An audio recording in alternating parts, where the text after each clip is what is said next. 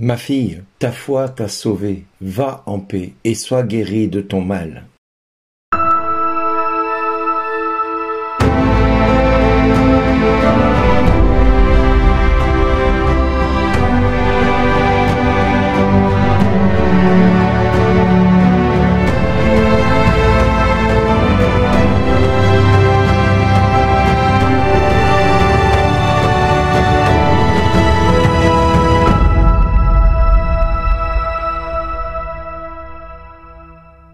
Aujourd'hui, le message vous est adressé par Bernard Dille. Bonjour les amis, aujourd'hui l'évangile de Marc nous présente une avalanche de nécessiteux qui s'approchent de Jésus comme sauveur. Ils cherchent tous à être consolés, à obtenir la santé, à être délivrés. Et même ce jour-là, un homme nommé Jaïr, chef de la synagogue, vint se trouver à implorer la santé pour sa fillette, une fillette de 12 ans. Ma petite fille est à toute extrémité, viens lui imposer les mains pour qu'elle soit sauvée et qu'elle vive. Alors, nous commençons déjà cet évangile par une multitude de grâces qui sont tout aussi belles les unes que les autres. Et le Seigneur vient, dans la pauvreté de l'humanité, s'y joindre et surtout s'y approcher pour guérir et délivrer ceux qui en ont le plus besoin. Effectivement, Jésus va déjà commencer par guérir cette femme qui est atteinte de perte de sang depuis 12 ans. Elle avait beaucoup souffert de traitements et de nombreux médecins avaient fait qu'elle avait dépensé tous ses biens pour obtenir la guérison sans aucune amélioration. Et c'est souvent cela qui se produit quand nous espérons toujours en l'homme et non pas en Dieu. Nous mettons notre confiance bien souvent dans des choses qui sont vaines et inutiles. Et cette femme, elle, apprend que ce Jésus passe pas très loin de chez elle. Et elle vint par derrière, dans la foule, et toucha son vêtement. Car elle se disait, si je parviens à toucher seulement son vêtement, je serai sauvée. Et à l'instant, l'hémorragie s'arrêta dès qu'elle toucha une frange de son manteau. Elle ressentit dans son corps qu'elle était guérie de son mal. Mais voilà que Jésus s'offusque un petit peu avec violence auprès de ses disciples en disant « Quelqu'un m'a touché. Qui a touché mes vêtements ?» Ses disciples lui répondaient « Mais Seigneur, tu vois bien la foule qui t'écrase et tu demandes qui m'a touché. » Peut-être que les disciples essayaient de faire passer Jésus entre les personnes, tellement il y avait de monde. Mais cette femme, elle, savait que c'était d'elle que Jésus parlait. Alors cette femme craintive et toute tremblante de ce qu'elle venait de faire, elle avait souillé le maître en le touchant. Elle avait souillé le maître parce qu'à cause de ses pertes de sang, elle était souillée. Elle aurait dû fuir l'assemblée. Mais au lieu de ça, elle s'est jetée à ses pieds et lui dit toute la vérité. Alors Jésus reprit, « Ma fille, ta foi t'a sauvée. Va en paix et sois guérie de ton mal. » Cette femme qui avait cette perte de sang depuis 12 ans a été guérie totalement. Bizarrement, Dieu ne faisant jamais les choses à moitié, la fille de Jaïr avait 12 ans, elle aussi. Mais elle venait de mourir. Et les hommes dirent au maître, à Jaïr, « Ta fille vient de mourir, à quoi bon déranger encore le maître ?» Bien souvent, nous n'osons pas aller déranger un serviteur de Dieu quand celui-ci n'est pas à l'écoute de ce que nous aimerions qu'il fasse. Parce que nous nous axons sur ce qui est possible, ce qui est bienséant, ce qui est politiquement correct. Mais le royaume de Dieu est à ceux qui s'en emparent avec violence.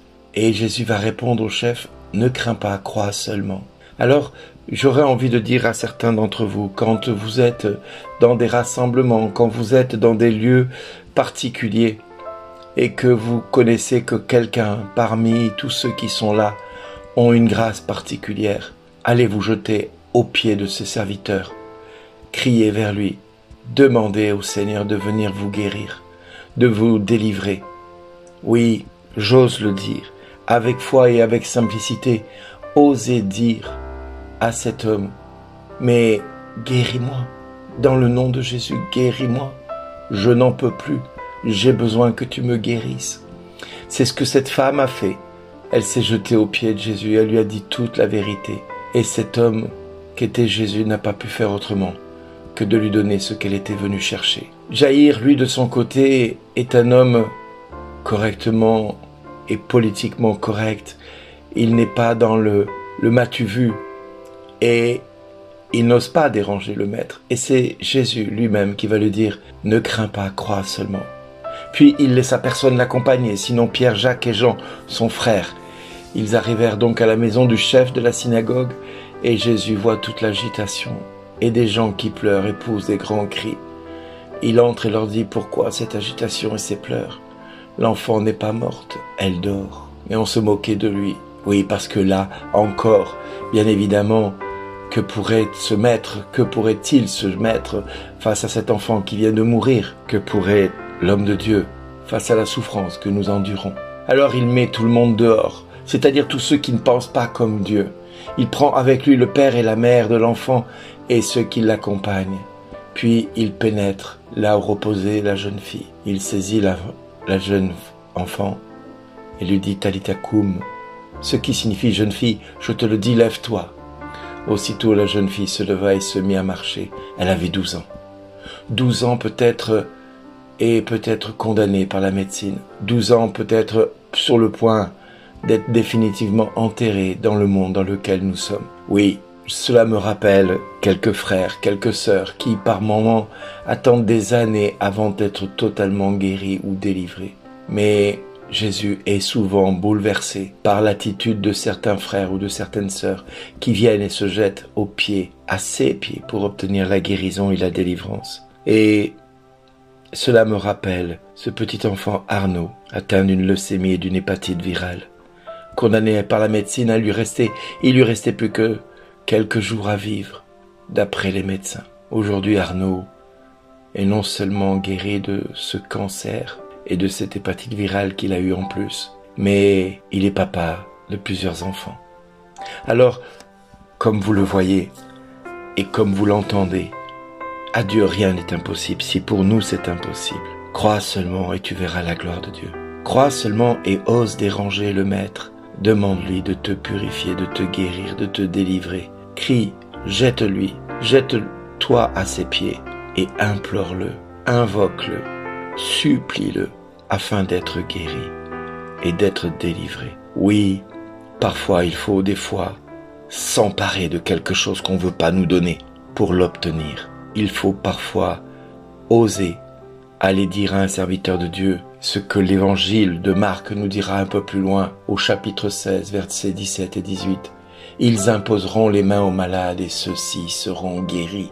Et le Seigneur ressuscité renouvellera la foi par les signes que l'Église accomplit en invoquant son nom. Voilà ce qui nous est proposé en ce jour, de croire que Dieu peut nous guérir et nous délivrer. Osons poser l'acte de foi de cette veuve. 12 ans de traitement, 12 ans d'humiliation et de rejet, parce que tout simplement impure pour la société dans laquelle elle était.